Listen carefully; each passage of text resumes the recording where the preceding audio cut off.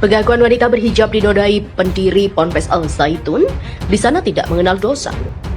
Saya diminta untuk saya itu melayani sesuai dengan apa yang diinginkan Panji. Di sana bahasanya samina wa atokna. Mohon maaf, berapa kali Anda mendapatkan kekerasan seksual tersebut?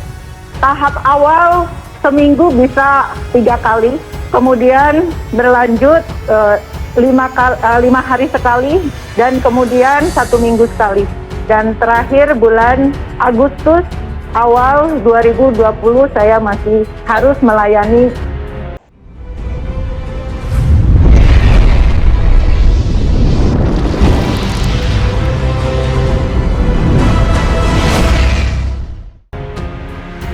Pencabulan ini sendiri memang dilakukan di dalam wilayah pondok pesantren, benar ya Pak ya? Benar Mbak, itu dilakukan di ruang kerja klien kami Nyonya K. Nyonya K ini di sebelahnya ada namanya toilet. Nah, kami bisa perlihatkan. Namun tanggal 1 April 2021 setelah kami LPK itu dibongkar, ditiadakan. Kalau bicara TKP-nya dihilangkan.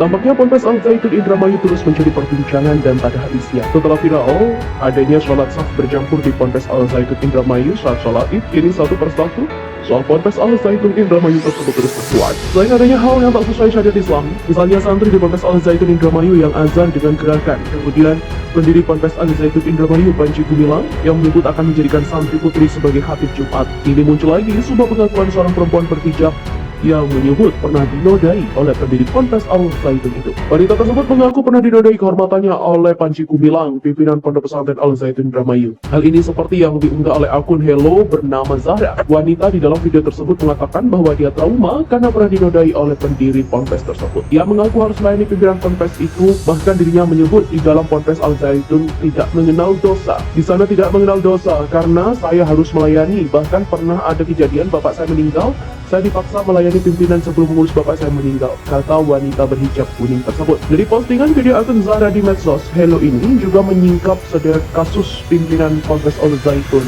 Panji Gumilang, dan ternyata dia adalah mantan napi yang diduga pernah menodai kehormatan mantan pegawai. Video yang telah ditonton lebih dari 129.100 kali ini juga menguliti sosok Panji Gumilang. Berdasarkan video itu, Panji Gumilang disebut pernah tersandung kasus penghinaan serta pencabulan guru-gurunya. Berikut adalah profil dan fakta yang mencuat terhadap pimpinan Ponpes Al Zaitun Indramayu, Panji Gumilang.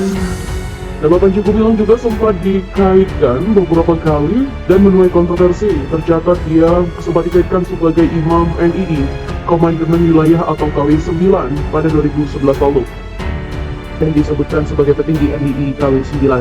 Pada tahun 2021, kasus dugaan pencabulan terhadap mantan ketua Ponpes Al Zaitun berinisial K dan berujung dilaporkan ke Polda Jabar. Lantas seperti apa kronologi dugaan pencabulan yang dilakukan Panji Gumilang versi kuasa hukum korban? Dari informasi yang dihimpun, kasus itu bermula saat korban K yang sudah bekerja sejak tahun 2016 bersama Panji Gumilang ditugaskan di Pasar Cikampek pada bagian marketing sekaligus pengadaan barang.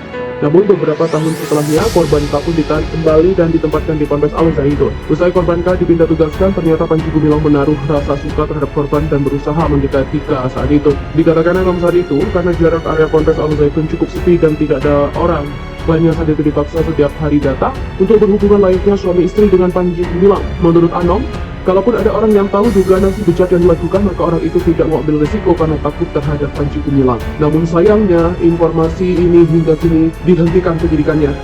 Menurut pihak Polda Jabar, penghentian penyidikan kasus itu lantaran tidak memenuhi unsur pasal 289 yang dituduhkan.